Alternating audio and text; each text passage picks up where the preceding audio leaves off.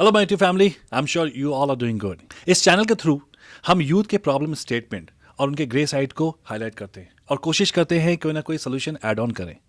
लेकिन at the same time we also try to make sure कि हम youth के ब्राइट साइड को भी दिखाएं, उसको अप्रिशिएट करें।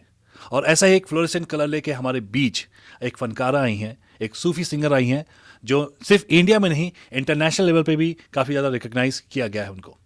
So please stay and put your hand together and welcome Khanak Joshi.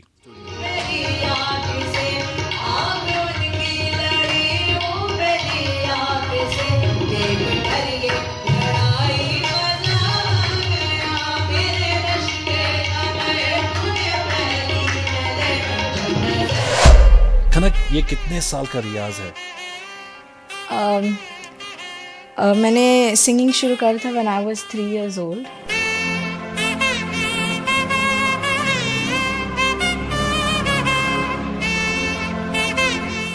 रे गा गा रे गा मा मा गा मा पा पा मा पा दा दा पा दा नी नी दा नी दा दा दा दा नी नी नी दा दा दा पा पा पा सा दा दा नी नी नी दा दा दा। और जहाँ तक कव्वाली की बात करें, सूफी की बात करें, वो बिल्कुल आउट ऑफ द लीग है as per the current situation the mindset of the youth here. आप ही ने क्यों सेलेक्ट किया सूफी? उनसे आप पूछेंगे ना कि आप किसको सुनते हैं, तो समवेयर और द अदर उस्ताद नुसरत अली खान साहब आ ही जाएंगे, समवेयर हियर और there, because I have met a lot of artists. तुम्हें दिल लगी भूल जानी पड़ेगी, तुम्हें दिल लगी भूल जानी पड़ेगी, मोहब्बत की राहों में आकर तो देखो, तुम्हें दिल लगी भूल जानी पड़ेगी, मोहब्बत की राहों में आकर तो देखो.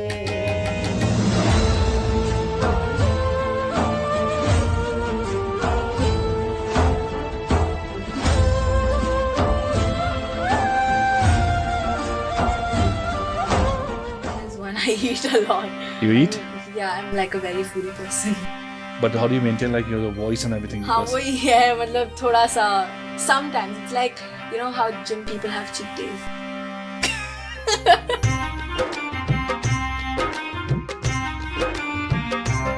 Three things you can't live without. Music, my pets,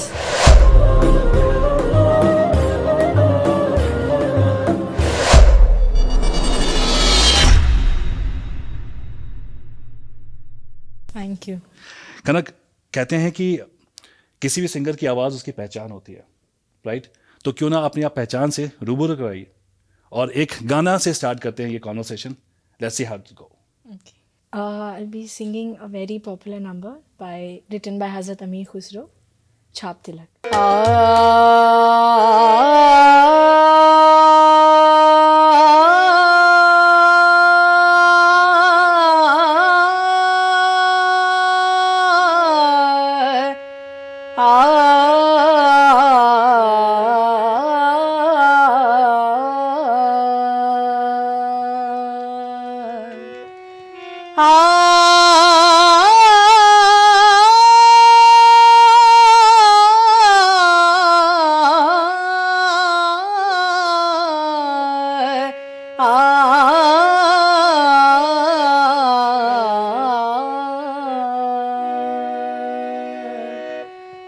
अपनी छव बनाई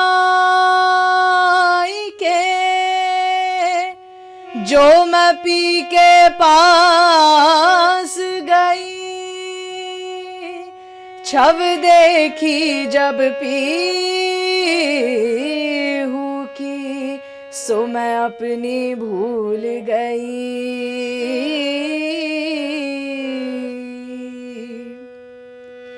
छाप तिलक सब छीनी रे मोसे नैना मिलई के, छाप तिलक सब छीनी रे मोसे नैना मिलई के, नैना मिलई के, नैना मिलई के, नैना मिलई के, नैना मिलई के, छाप तिलक सब छीनी रे मोसे नैना मिलई के, छाप तिलक सब छीनी रे मोसे नैना मिलई के। नीरे घरे नीरे सा, पामा घरे निदा नीरे सा, नीरे घरे नीरे सा, पामा घरे निदा नीरे सा, नीरे गा गा रे गा मामा गा मा बा बा मा बा दा दा बा दा नी दा नी दा दा दा दा नी नी नी दा दा दा पा पा पा सा दा दा नी नी नी दा दा दा पा पा पा सा दा नी नी दा दा पा पा मामा गा गा रे रे सा, गा मा दा नी सा, गा मा दा नी सा, गा मा दा नी, गा मा दा नी सा, गा मा दा नी सा, गा मा दा नी, गा मा दा नी सा, गा मा दा नी सा, गा मा दा नी सा। छाप तिलक सब छीनी रे मोसे नैना मिलई के।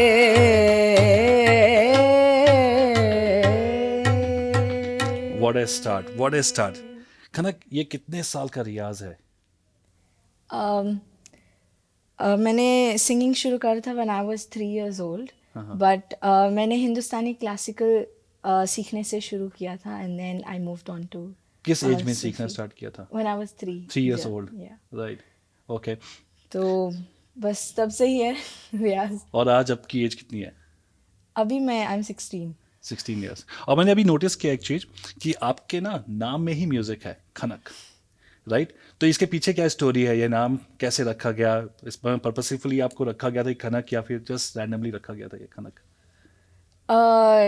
इसके पीछे की स्टोरी तो my father can explain better, because उन्होंने ये नाम रखा था, बट जितना भी वो बताते हैं it has a very very unique story. मतलब तो बताओ, बहुत वो जानना है वो जानना है। तो basically my father tells that जब मेरी पैदाइश हुई थी तो उसके काफ़ी दिनों के बाद, my father is actually, let me just tell you, my father, Mr. Rajesh Joshi, he's an astrologer. Oh, okay. So, like, my birth was actually like calculated, like my time of birth was kind of calculated by him. And तो उसके बाद astrologically they have a name, right? कि ख से शुरू होना चाहिए नाम। तो he had that, तो सब लोग कह रहे थे कि keep a common name, you know, like खुशी और खुशबू and things like। तो my father, he was like नहीं, कुछ common नहीं रखना है। तो तब से ही he had in mind कि कुछ unique से रखना है। तो he was traveling एक बार, and तब ऑटो ड्राइवर ने he you know the speakers that come on the auto, yeah, तो that time he mentioned the word खनक, तो वो मेरे फादर के दिमाग में आ गया, and then he named me after the sound basically. Okay. तो फादर आपके एस्ट्रोलॉजर हैं। Yeah. और आप सिंगिंग में ये कहाँ से सपोर्ट मिला? ये कहाँ से थॉट प्रोसेस स्टार्ट है कि आपको सिंगिंग में जाना चाहिए? बिकॉज फैमिली का सपोर्ट बहुत इंपॉर्टेंट होता है जब आप किसी पैशन को फॉलो करते हो, राइट? तो वो कैसे सपोर्ट मिला? उनको कहाँ से वो इंटरेस्ट हुआ कि आपको सिंगिंग में जाना है? माय फादर वाज लाइक, वो पहले से ही सूफी में थे, सूफीज़म में, और कवाली सुनना उनको बहुत पसंद था। हज़रत निज़ामुद्दीन औलिया दरगाह में वो तो मतलब वहीं पे रहा भी करते थे काफ़ी टाइम। उस्ताद असलम साबरी जी को सुना करते थे। तो ऐसे ही I think, like I mention before, my birth time was also calculated. Okay. So that time, astrologically, my father says that the Venus was on the rise. So that is basically responsible for the vocal cords of the human body. Okay. The throat, basically. काफी technical terms हैं। Yeah, I know. In all of this, my father has, you know, he's literally like calculated everything from my birth time and all of that. And उसमें भी a lot of spiritual aspect है, because I was born in Shirdi on the day of Thursday. Okay. So yeah, so a lot of spiritual things there. But हाँ, तो he said कि vocal cord से anything can be done. I can be a good speaker maybe, or a good singer. And क्योंकि my father was already into music, तो वहाँ से शुरू किया.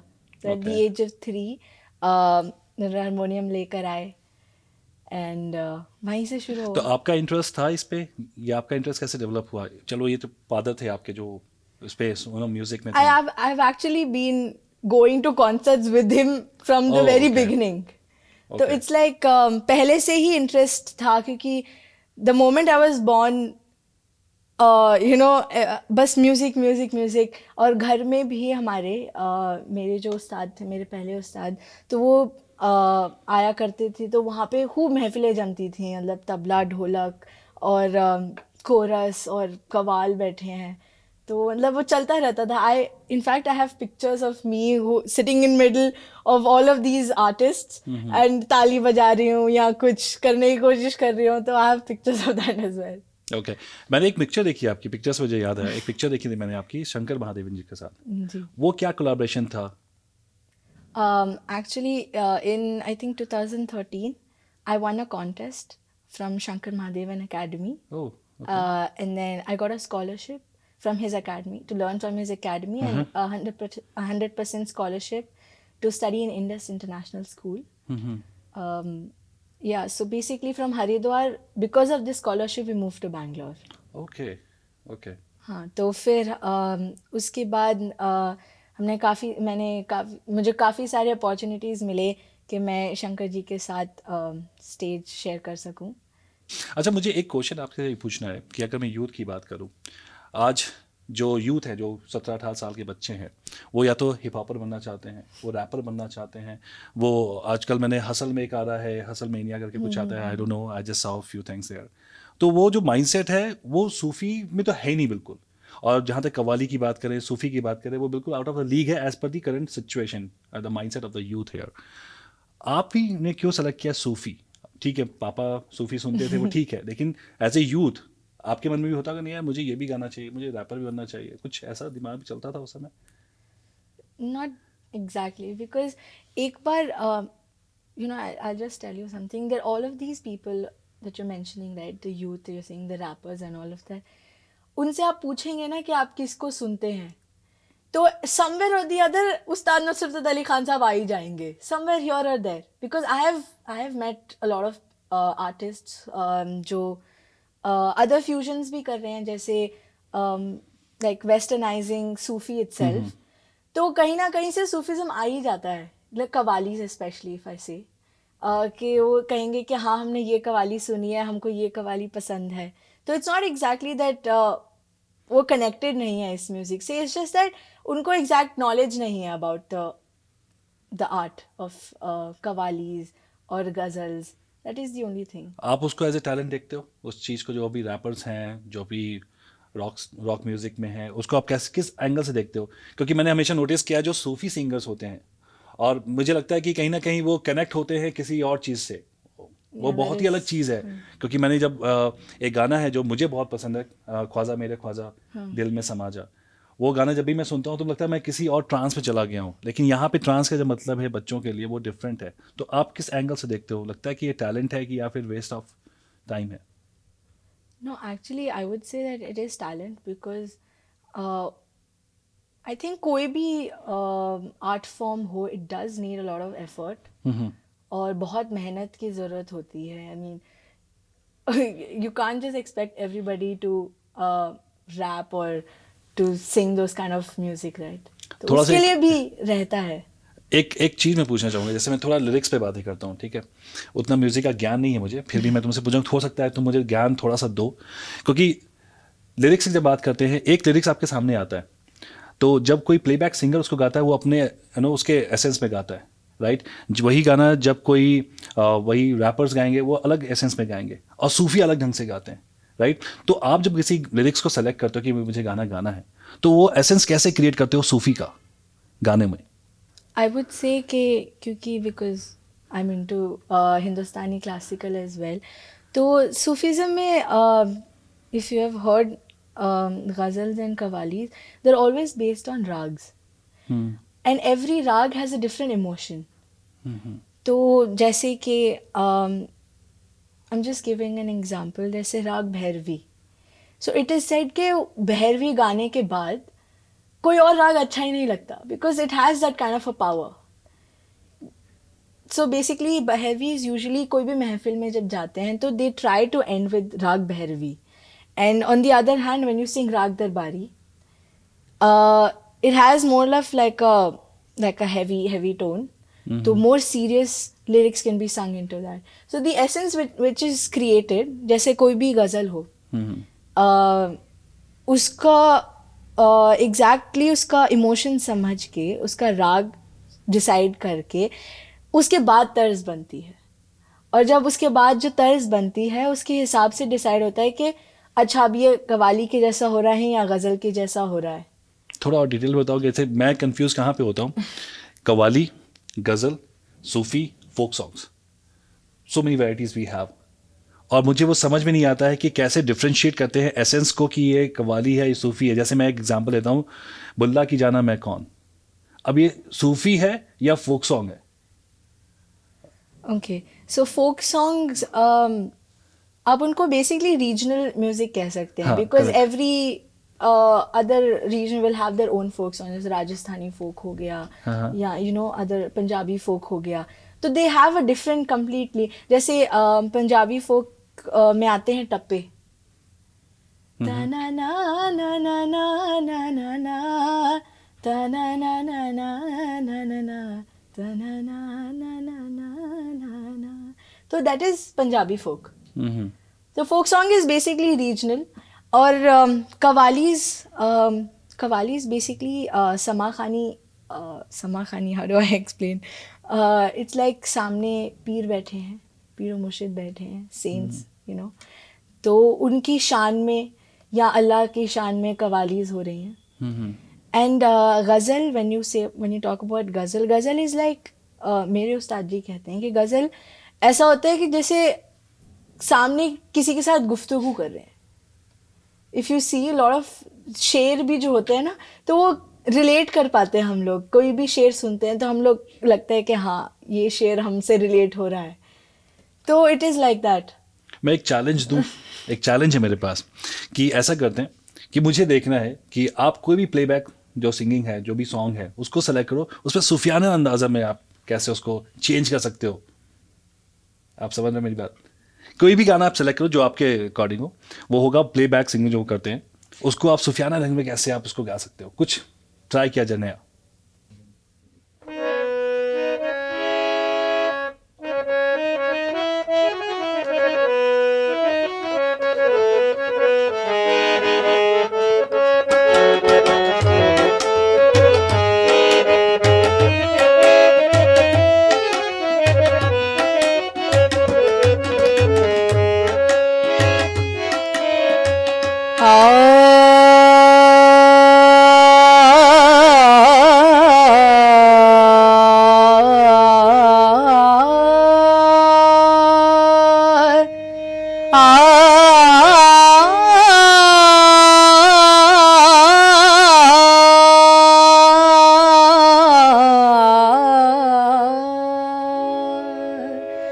जोड़ लगते गए फसाने में, राज खुलते गए छुपाने में. रूठने का सबब तो तुम जानो, हम तो मसरूफ हैं मनाने में. तुम्हें दिल लगी भूल जानी पड़ेगी, तुम्हें दिल लगी भूल जानी पड़ेगी. मोहब्बत की राहों में आकर तो देखो, तुम्हें दिल लगी भूल जानी पड़ेगी. मोहब्बत की राहों में आकर तो देखो.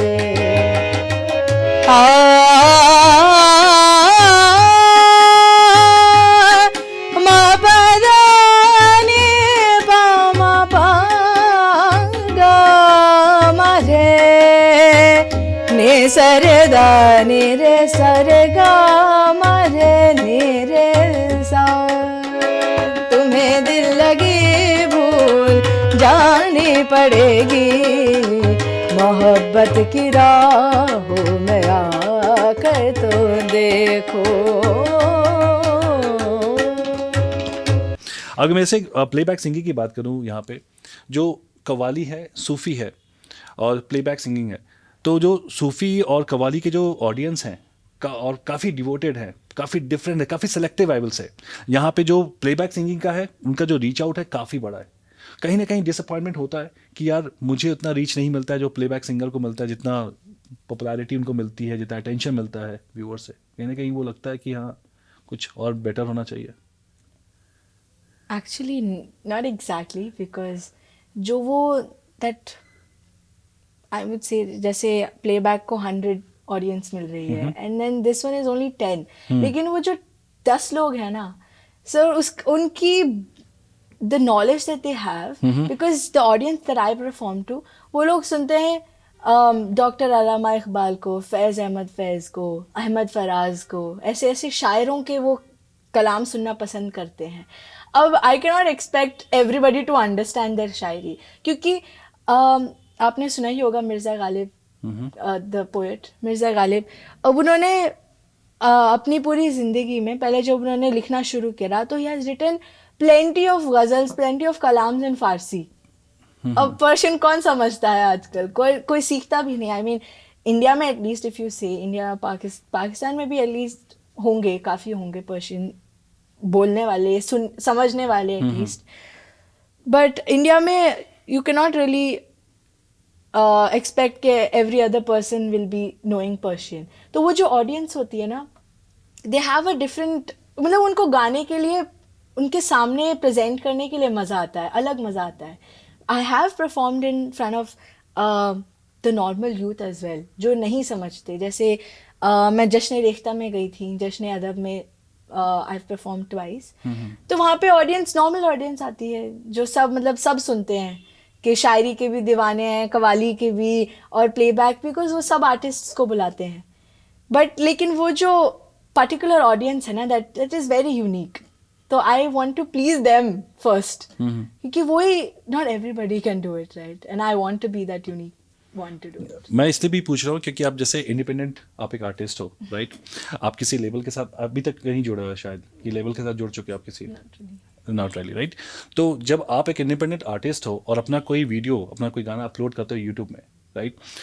10 दिन के बाद उस पर हो सकता है 24K 25K व्यूज़ आए, राइट? जबकि आपको पता है कितनी मेहनत आप करते हो, कितना रियाज है इस पर, कितनी मेहनत इस पर जुड़ी हुई है. वहीं पे अगर आप, कोई टॉम डिक एंड हैरी अपना एक गाना अपलोड करता है, 35 मिलियन व्यूज़, गाने का कोई सेंस नहीं है, कुछ भी नहीं. अगर आप देखोगे तो उइमा उइमा उइमा उइमा उइमा उइमा पूरे टाइम उइमा कर रहे हैं और गाना वो मिलियंस में जा रहा है, राइट? तो उस सेंस में बात कर रहा हूँ कि कहीं ना कहीं लगता है कि यार मैं, इतना रियाज है इसमें, बहुत मेहनत है, तो उससे कभी कभी तो होता होगा डिसअपॉइंटमेंट, किया नहीं यार कुछ गलत हो रहा है, कुछ गलत है यूथ के बीच में. That is again what I said before, कि they're not aware of this kind of music as well. लेकिन same thing if you see Abida Parveen, she also, I don't think she does many playbacks. मतलब she's an individual artist.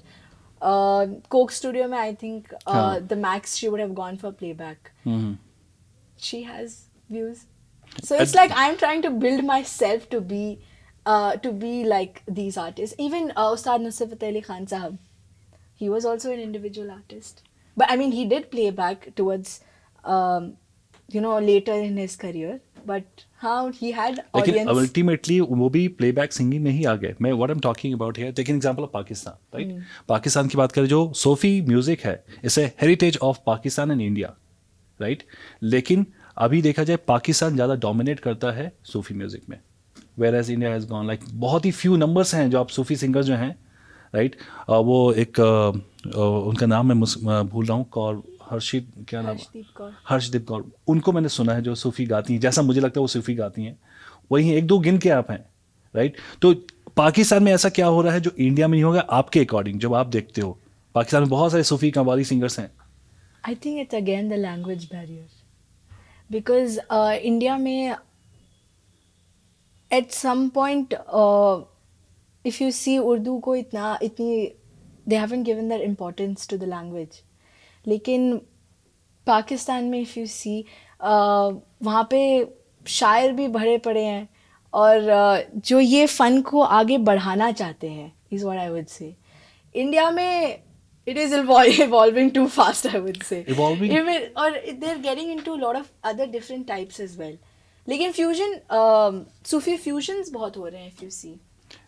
Classical भी तो खत्म हो रहा है India में। Classical भी, हाँ जी। अभी तुम देखोगे क्लासिकल भी खत्म हो रहा है यहाँ से, सब लोग को रैपर बनना है, सबको हिप हॉपर बनना है। ये मुझे समझ में नहीं आता इसका लॉजिक क्या है। लेकिन भाई मैं पाकिस्तान को देखता हूं, कितना अप्रिशिएट करते हैं इस चीज़ को, कितने सारे सिंगर्स वहाँ पे पैदा हो रहे हैं, और बाकी जो रियल सिंगर्स हैं। हाँ, that is what I am saying, मतलब वो ना वो लेगेसी मेंटेन करके रख रहे हैं। Correct correct correct. तो आपका कौन सा फेवरेट सिंगर है पाकिस्तान से, या फिर जो सूफी में हो या कव्वाली में हो? Definitely the voice of heaven, Ustad Nusrat Ali Khan Sahab, तो definitely.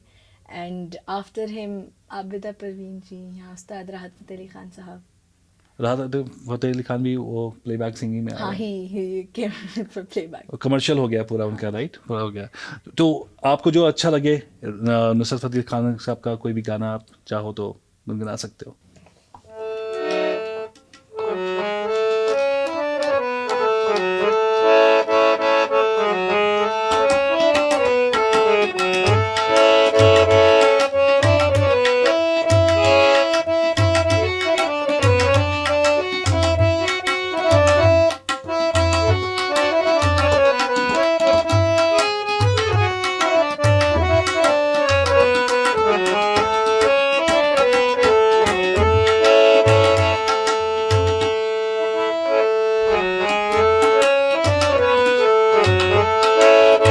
Sani zaga ni zani da, sani zaga mama, sani zaga ni zani da, sani zaga mama, gama da da manani, sani da ni da pa pa da ma ma pa ga ga ma re ga ma pa ma ga re sa. हुस्ने जाना की तारीफ मुमकिन नहीं, हुस्ने जाना की तारीफ मुमकिन नहीं। आफरीन आफरी आफरी आफरी, तू भी देखे अगर तो कहे हम नशी। आफरीन आफरीन आफरी आफरी, हुस्ने जाना की तारीफ मुमकिन नहीं, हुस्ने जाना की तारीफ मुमकिन नहीं। कहते हैं कि जो आर्टिस्ट होता है वो तालियों के ज़्यादा भूखा होता है, कमर्शियल साइड में कम होता है। कैसा माइंडसेट है, किस अभी आप कमर्शियली आप सोच रहे हो कि अपने आप को इवॉल्व करना है, या फिर एज एन आर्टिस्ट आपको अभी इवॉल्व कर रहे हैं अपने आप को, किस ढंग से सोच रहे हो अभी? As an artist I would say कि खुद को डेवलप करना, क्योंकि अभी तो मुझे बहुत कुछ सीखना है, बहुत कुछ। I mean I am going to lot of, I am learning different languages as well, क्योंकि जब सूफिज़म की बात होती है ना, तो उसमें उर्दू, पर्शियन और जो गज़ल है, I am just telling you little background about ghazals, वो इट केम फ्रॉम अरब। तो जो रियल गज़ल्स थी उस टाइम पे, दे वर रिटन इन अरबिक। वो किसी को पता नहीं है। अब गज़ल मतलब उर्दू गज़ल हो गए, एंड बहुत सारे यूथ बिकमिंग शायर्स ऑल्सो। आप देख रहे होंगे कि बहुत सारे ओपन माइक्स होते हैं जहाँ पे वो Correct. जाके अपनी पोएट्री पढ़ते हैं। अब शायरी लिखना also is a very very difficult art. उसमें उसका वज़न देखना, उसका बहर देखना, उसका रदीफ काफिया देखना, very technical terms in to writing. बहर क्या है ये? It is basically wazn and beher is like a tempo which the writer maintains Okay. throughout. तो आप लिखते हो कुछ? नहीं, मैं अभी इतना I'm trying to learn the languages first. उसके बाद I've done my diploma in Urdu. Okay. And just last year I finished my diploma in Persian. Currently I'm learning Arabic. कुछ हो जाए उसमें, कुछ सुना सकते हो आप अरबिक में या पर्शियन में, कुछ भी? If you want to try something. Persian में I can, but I don't know if the audience will understand. But sure. No, that's fine. This is Yeah.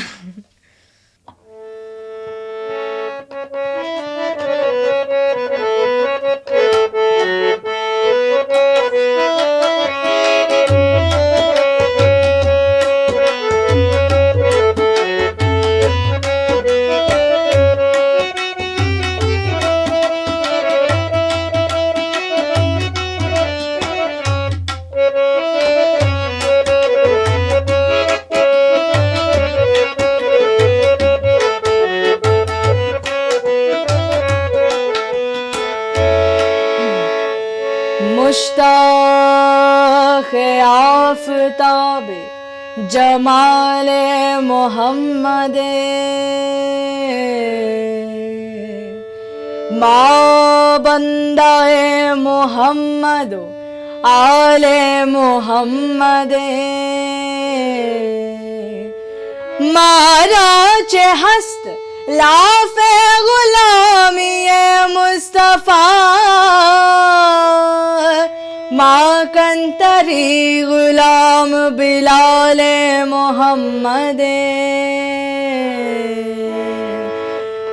नमीदानम चे मंजिल नमीदानम चे मंजिल नमीदानम चे मंजिल बूद शब जाई के मन बूदम नमीदानम चे मंजिल बूद शब जाई के मन बूदम नमीदानम चे मंजिल बूद शब जाई के मन बूदम बाहर सूरख से बिस्मिल बाहर सूरख से बिस्मिल बूद शब जाई के मन बूदम नमीदानम चे मंजिल बूद शब जाई के हे मन बूदम नमीदानम चे मंजिल बूद शब जाई के मन बूदम।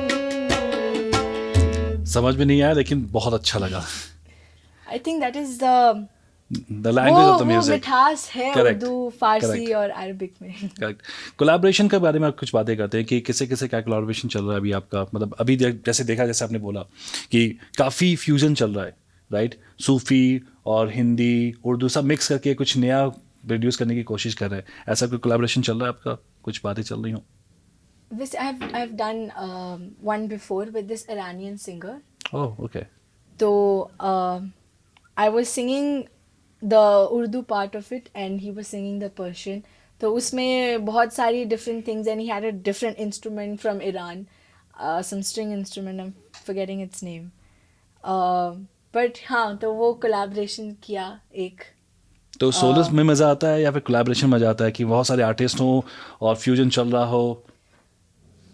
मज़ा तो सब में ही आता है बट आई वुड से इसमें सीखने को बहुत मिलता है बिकॉज उनका अलग एक्सपीरियंस होता है विद डिफरेंट पीपल और उनके इनपुट्स जब आते हैं तो उसमें पता लगता है कि हाँ this is something that I have to learn from this artist, this is something I have to learn from this artist. तो उसमें बहुत सीखने को मिलता है मुझसे। मेरे हर प्रोग्राम में मुझे कुछ ना कुछ सीखने को मिला है। परफॉर्मेंस की बात करें, थोड़ा सा मुझे एक ना थोड़ा सा जुबिनाइल क्वेश्चन है ये, ठीक है, बहुत ही फनी क्वेश्चन होने वाला है ये। ऐसा कभी हुआ है कि आप स्टेज पे बैठे हो, परफॉर्मेंस कुछ कर रहे हो और जो आपके ऑडियंस में कुछ बोल रही है, सर ये बजा दो, आप ये कर दो, आप वो कर दो, मतलब मैंने नोटिस किया है काफ़ी, तो आपके साथ ऐसा एक्सपीरियंस हुआ है कि हाँ आप हो सूफी सिंगर लेकिन बोले कि कुछ और भी गा दो, ऐसा होता है कभी? हाँ ऐसा होता तो है। आई मीन क्योंकि लोग मतलब उनको लगता है कि हाँ चलो कुछ फनी एटलीस्ट बॉलीवुड सूफी के लिए तो लोग आते ही हैं। हाँ। और लेकिन वैसा funny that I am not understanding what funny in the sense like अब मुझे याद है कि अनूप जलोटा जी हमारे बिहार में आए थे उनसे बोला गया ये सब नहीं चलेगा, लागी लगन कुछ बॉलीवुड सुना हो। बेचारो एम्बैरेस हो गया कि यार मुझे लागी लगन ही आती है, वो अपने कृष्ण के उस कृष्ण जी में विलुप्त हैं और उनको बोला जा रहा है कि आप कोई बॉलीवुड सॉन्ग गा दो, क्योंकि वहाँ पे ऑडियंस उस ढंग की नहीं पहुँची थी वहाँ पे। तो ऐसा कुछ होता है, कैसे हैंडल करते हो ऐसे ऑडियंस बोर हो रही हो? सपोज का कभी ऐसा होता है ना कि ऑडियंस नहीं हो पाता है कनेक्ट, कि ऑडियंस इधर उधर घूम रही है। स्पेशली मैंने देखा है कि जब कोई शादी का माहौल होता है ना और जब बुलाया जाता है किसी सिंगर को, मुझे बहुत बुरा लगता है वो, क्योंकि सिंगर अकेले बैठ के गाना गा रहा है और ऑडियंस अपनी दुनिया में मस्त है। मैंने बहुत देखा है ऐसा, राइट? तो अगर ऐसा कभी होता है, डिस्कनेक्ट हो रहा है, तो उस समय आपके दिमाग में क्या चलता है? कैसे इसको समा को बांधा जाए, कैसे उनको फिर से ना रिबाउंड किया जाए? उस टाइम पे आई थिंक म्यूजिशियंस का भी बहुत बड़ा हाथ होता है। बिकॉज मेरे if you have seen my videos, मेरे म्यूजिशियंस में दिल बी अ कीबोर्डिस्ट और अ बैंजो प्लेयर, तबला, ढोलक, कोरस। तो उनकी जो पीसेस होते हैं अपने आप में वो समा बांध देते हैं पहले तो, और उसके बाद भी if there is any situation like that तो did you come across like this कि अभी कुछ ऐसा हुआ हो कि यार देखो सूफी सिंगर अपनी दुनिया में होते हैं, अपनी धुन में होते हैं, मतलब उनसे कोई मतलब नहीं, कोई सुन रहा है, क्योंकि वो अपनी जिस ढंग से वो अपने आप को प्रेजेंट करते हैं वो डिफरेंट है, फिर भी ऑडियंस जब कनेक्ट करते हो, अच्छा ऑडियंस कनेक्ट नहीं हो पा रही है. नॉट रियली, ऐसा कभी हुआ नहीं, बिकॉज सामने से ही लोग इतनी फरमाइशें लेकर आते हैं, दैट आई कैन टेल कि उसमें थोड़ा हो जाता है कि अच्छा इनकी फरमाइश नहीं गा पाए या उनकी फरमाइश नहीं हो पाई. और ऐसा काफ़ी बार हुआ है कि कुछ लोग आते हैं कि अपनी पसंदीदा कोई बहुत पुराना सॉन्ग, कोई बहुत पुराना ओल्ड फिल्म सॉन्ग तो लेकर आते हैं, तो मेरे को उनको बोलना पड़ता है कि सर मैं ये नहीं गा सकती, आप कुछ और बताएं तो मैं आपके सामने पेश कर सकती हूँ. या सेम आर्टिस्ट का कभी कभी ऐसा होता है, because I might not know the song, तो उसमें ही होता है. लेकिन बोर तो आई डोंट थिंक ऐसा कभी हुआ है, बिकॉज ऐसे बहुत नंबर्स हैं, कवालीज हैं जिनमें ऑडियंस अपने आप इंटरेक्ट कर जाती है. जैसे गिव एन एग्जांपल ऑफ अखियाँ उड़ीक दिया, अखियाँ उड़ीक दिया दिल वाजा मारदा, हो जाए.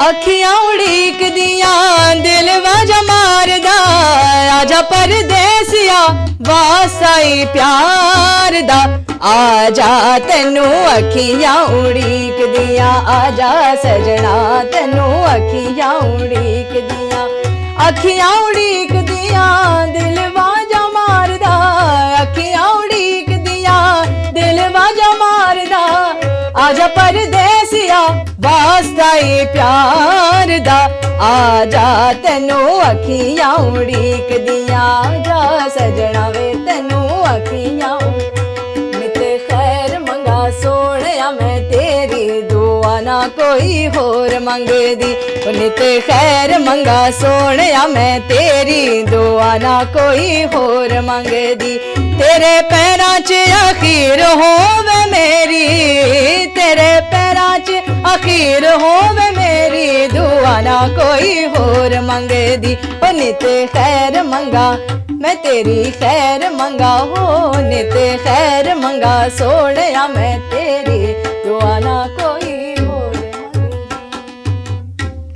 अभी थोड़ा सा मैं क्वेश्चन आपसे पूछूंगा, क्योंकि आप 16 साल की हो, आप स्कूल भी जाती हो, राइट? कैसे मैनेज हो रहा है ये सब कुछ? स्कूल भी है, पढ़ाई भी है, रियाज भी है, परफॉर्मेंस भी है, और मैंने सुना है कि आप एक 20-20 घंटे का परफॉर्मेंस आपने दिया है कंटिन्यूसली. कैसे मैनेज कर रही हो ये सब कुछ? इसके लिए I would like to thank my teachers as well, school के लिए thanks, and of course my parents, because रियाज तो बहुत ज़रूरी है, बहुत ज़्यादा ज़रूरी बहुत है, ज़्यादा. तो मतलब उसमें कोई कॉम्प्रोमाइज़ नहीं कर सकते. मेरे उस्ताद जी कहते हैं कि अगर 9 दिन 9 days if you leave music, मतलब कोई रियाज नहीं किया, तो म्यूज़िक आपको 9 महीने पीछे छोड़ देती है. दैट्स हाउ इम्पोर्टेंट रियाज इज़. तो तो उसके लिए हाँ, एंड एग्ज़ाम्स में पढ़ाई के लिए तो टीचर्स एक्स्ट्रा सपोर्ट करते हैं, फ्रेंड्स हैं ऑफ कोर्स. मतलब आई थिंक पूरे स्कूल को ही पता होगा कि she is this day is not available, क्योंकि मैं पहले से ही बोल देती हूँ ना, कोई शोज़ आते हैं तो उसके हिसाब से I think my friends are also adjusting a lot and my teachers are also adjusting, क्योंकि कोई इंपॉर्टेंट कॉन्सेप्ट पढ़ाना होता है तो वो कहते हैं कि उसको आने के बाद ही होगा. तो आई थिंक लॉकडाउन के लिए थोड़ा सा देवर लिटिल रिलीव्ड कि चलो ठीक है घर पे है, रात को ही इसके लाइव्स होते हैं, उसमें भी वो ज्वाइन कर जाते हैं. कभी टीचर्स ने बुलाया कि अच्छा कोई बात नहीं, तुम्हें इस बार में एग्जाम अच्छे मार्क्स नहीं आए, तुम लेकिन घर पे आके परफॉर्म करोगी? नहीं, ये exactly, but because this is my last year, तो सारे टीचर्स दे लाइक ठीक है अभी हम करेंगे योर सिंगल शो, लाइक ठीक है करते हैं. लेकिन lot of my principal, my head of school, वो सब मेरे शोज़ में आते हैं, तो दे नो कि चलो ठीक है पढ़ाई नहीं हो रही तो ये तो हो रहा है एटलीस्ट. तो ऐसा होता है कि मतलब you are heading towards the celebrity part, like you gonna be a celebrity very shortly, right? जो फ्रेंड्स हैं, जो रिलेटिव्स हैं, वो कैसे हैंडल करते हैं इस चीज़ को कि भाई आप एकदम नॉर्मली बात करते हो या फिर थोड़ा सा एटीट्यूड हो, थोड़ा सा उनके हिसाब से होता प्लीज़ थोड़ा सा बात कर लो मुझसे? कुछ ऐसा चेंजेस आए हैं कुछ पर्सनल लाइफ में नहीं एज इट नहीं, is? I don't think so because I'm still the same I was few years back. अभी भी same ही चल रहा है because I'm more like an extroverted person in school, very outgoing. तो friends आसानी से बन जाते हैं and it's not like वो attitude वाली बात I don't think अभी तक आई है ना. नहीं, लोग गलत Hopefully, परसेप्शन ले लेते हैं, जैसे आप कुछ हाँ that is आपको yeah. लगेगा कि नहीं आपके अंदर एटीट्यूड नहीं है, फिर भी वो देखेंगे अरे यार अब तो ये सिंगर है, ये मतलब सेलिब्रिटी हो गई है, लोग आगे पीछे घूम रहे हैं, तो नहीं यार हमारा कुछ नहीं होने वाला, कुछ बात नहीं करेगी, परसेप्शन हो जाता है. But I am glad that you are not like this. Apart from singing what you like the most? और क्या है खनक के माइंड में अगर म्यूजिक नहीं है तो? अभी कुछ और You कैसे mean like hobbies? Hobbies what ever it is? Singing के अलावा I mean my next hobby is definitely traveling. So वो तो like bye I'd default like, है, वो तो बाय डिफॉल्ट है. yeah, that is. But I like to explore a lot of things, like a lot of places as well. तो exams के बीच में, shows के बीच में, when we find time, my friend and I, तो हम लोग सोचते हैं कि अच्छा चलो बैंगलोर में. I've been here for 9 years और अभी भी ऐसा लगता है कि I don't know any place. It is so, I mean it is developing so fast. और हम लोग रहते भी, we live in a place near Indira Nagar. तो इंदिरा नगर में इतने कैफ़ेज़ हैं, इतना कुछ ट्राई करने को है, लेकिन उसमें भी I have a little bit restrictions, food restrictions गले के लिए. तो बट हाँ वो भी होता है. And then my father and I we travel to for shows. तो मैं अपने पापा को हमेशा कह के रहती हूँ, मैंने कहा एक दिन एक्स्ट्रा लेके चलना, तो एटलीस्ट एक दिन extra we get to see the place. बहुत सारी ऐसी जगहें हैं. And then in 2019 before the lockdown I went to Finland. तो उसमें भी I performed in lot of universities. तो उसके बाद भी I said okay I want to stay here. थोड़ा सा मतलब परफॉर्मेंसेस के बीच में भी गो विजिट सम प्लेसेस. तो मेरे को वो बहुत अच्छा लगता है कि मतलब अलग अलग जगहों पे अलग अलग लोग होते हैं, बहुत कुछ देखने को मिलता है, सीखने को मिलता है. It's a nice thing. Future plan क्या चल रहे हैं अभी? अभी तो एग्जाम्स चल रहे हैं. Of course exam is gonna be there, but in terms of your singing part क्या चल रहा है? कुछ फ्यूचर प्लान है? Collaborations are waiting for you? I mean बातचीत चल रही है with lot of different people who are in different fields of music. तो ये नहीं है कि मतलब they have no connection only to Sufi. मतलब उनको पता ही नहीं था before listening to me कि अच्छा this is also a genre that it is there. तो वो भी चल रहा है. and apart from that I'm planning to do Sufism को और समझने के लिए, apart from music I'm saying Sufism itself को समझने के लिए I'm going to do BA in Urdu next year after my 12th. And then yeah. Spirituality का कितना इन्वॉल्वमेंट होता है सूफी गाने के लिए? क्योंकि मैंने जब भी completely 100%. 100% राइट. 100%. तो उस सेंस को डेवलप करने के लिए आप क्या कर रहे हो? Spirituality is like a deep ocean, it has a very vast spectrum, right? उसके लिए कैसे आपको वो नॉलेज गेन करते हो? क्योंकि मुझे जहाँ तक समझ में आता है स्पिरिचुअलिटी का जो कॉन्सेप्ट है वो डिफरेंट है मेरे लिए, लेकिन सूफी के लिए अलग ही है, अलग ही लेवल का है वो. तो उसी के लिए I want to learn these languages. क्योंकि जैसे बहुत सारे शायर हुए हैं, दे वर सूफीज फर्स्ट. जैसे there's this very famous poet, his name is Abdul Shah Latif. A lot of books have been written on him, and there are books in English as well which you can definitely go and read. Usme it is like you said, spirituality is different in your perspective, but if you see in the perspective of Sufism, तो वो बिल्कुल अलग ही है. Right. It is very different. लेकिन उसमें भी there are different perspectives of the same, right? तो I'll give an example. Like कोई भी एक सूफी शेर को ले लिया, okay? तो शायर ने जो ख्याल सोच के वो शेर लिखा था वो उसके ख्याल है, लेकिन जो पढ़ रहा है जैसे you are reading, I am reading, he is reading, तो उसमें you will perceive it in a different way, I Right. will perceive it in a different way. वो depend करता है कि how we have been introduced to spirituality, I would say. तो ये difference होता है. So are you into books as well? Like, do you read books? Yeah. I mean, ये भी I think inherited from my father. Like, we have like a complete section, like a library in our house for just books. तो उसमें पहले because my dad reads English, तो एक section English का था, but after I started Urdu, तो अब एक section उर्दू का भी है, like complete Urdu books, be it poetry, be it about Islam as well, be it about anything actually. तो उर्दू की बुक सेपरेट पढ़ी है और इंग्लिश की सेपरेट. मतलब उर्दू आप लिख भी लेते हो, पढ़ भी लेते हो? हाँ जी. Very nice. This is another level. तो किस तरह की बुक्स पसंद है? जैसे मैंने बात किया, ठीक है उर्दू है, लेकिन स्पिरिचुअलिटी की बात करते हो, आपने कभी कोशिश किया है भगवत गीता को पढ़ना? कोशिश किया है कभी? ट्राई किया? उसके लिए I have to learn Sanskrit. नहीं ना, संस्कृत नहीं, हिंदी में भी है भगवत हाँ, Gita. But I want the whole point of learning languages is कि जो बुक जिस लैंग्वेज में है उस लैंग्वेज में पढ़ने की बात अलग है. बिकॉज यू सी कुरान के भी ट्रांसलेशंस हैं, हिंदी में है, इंग्लिश में है, डिफरेंट लैंग्वेजेस. बाइबल तो इंग्लिश में, even Mahabharata, the Gita is you say, या वेदास, एनी ऑफ दस, उनकी संस्कृत different language. लेकिन when you're reading the translation, you're only reading what the author has written, what the author has understood. Again, it comes about perception. So when you read the original text, उसके जो मायने that you gain from it is different. तो इसलिए उसको समझने के लिए I prefer learning the language, फिर उसके बाद पढ़ना. But my father can definitely read. So कुछ भी होगा तो I can definitely ask him to teach me. Personally मुझे ना भगवत गीता बहुत पसंद है. I follow Bhagavad Gita very diligently, because जो मैनेजमेंट आप उस पर सीखते हो, दैट इज अमेजिंग. अभी मुझे बाकी का तो नहीं पता, मैं I couldn't get a chance to go through it, but yeah one day if I can go through it.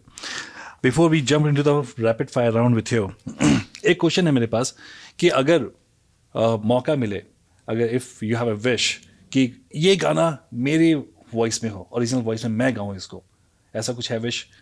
इतने सारे गाने आपने गाए, ओरिजिनल सिंगर्स अलग अलग हैं, कभी सोचा कि ये गाना काश मैं गाती अपनी आवाज़ में, ऐसा कुछ कभी सोचा है? नॉट एग्जैक्टली, बट मैंने ये डेफिनेटली सोचा है कि in the future I want to definitely compose, and I have already composed a few albums that are there on YouTube as well. लेकिन मेरे दिमाग में है कि definitely I want to try lot of new compositions in this field, and हाँ, तो मतलब वो मेरी originality होगी. Okay, now we're gonna jump on this few questions I have. This is gonna be only one answer. You're not gonna put your mind there. Who is, like, your guilty pleasure? Like, guilty pleasure, what you have? Like, you eat a lot, you chocolates. What is your guilty pleasure? Yeah, I think that is one. I eat a lot. You eat? I'm like a very foodie person. But how do you maintain, like, your voice and everything? हाँ, वही है, मतलब थोड़ा सा.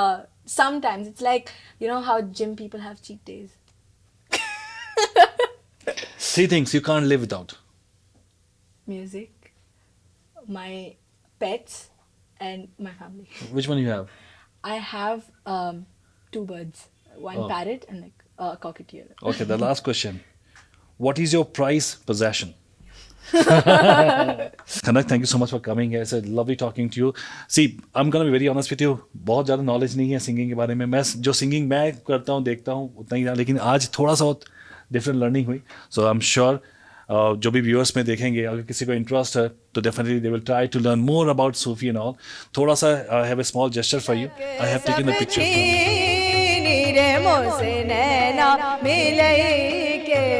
छाप तिलक सब छीनी रे मोसे नैना मिले.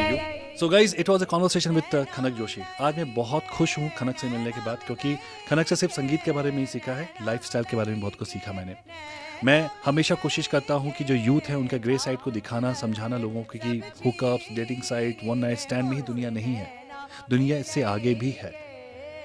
खनक जैसे यूथ को देखता हूँ जो कि सिर्फ 17 साल की हैं, उनके पास भी काफ़ी डिस्ट्रैक्शन है, लेकिन वो डिस्ट्रैक्ट नहीं हो रही हैं, पूरा फोकस्ड है, स्ट्रीमलाइंड है, and that is a best part of this conversation.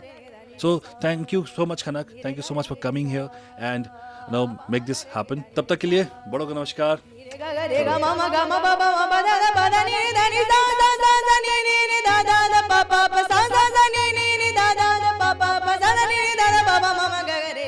Gamadani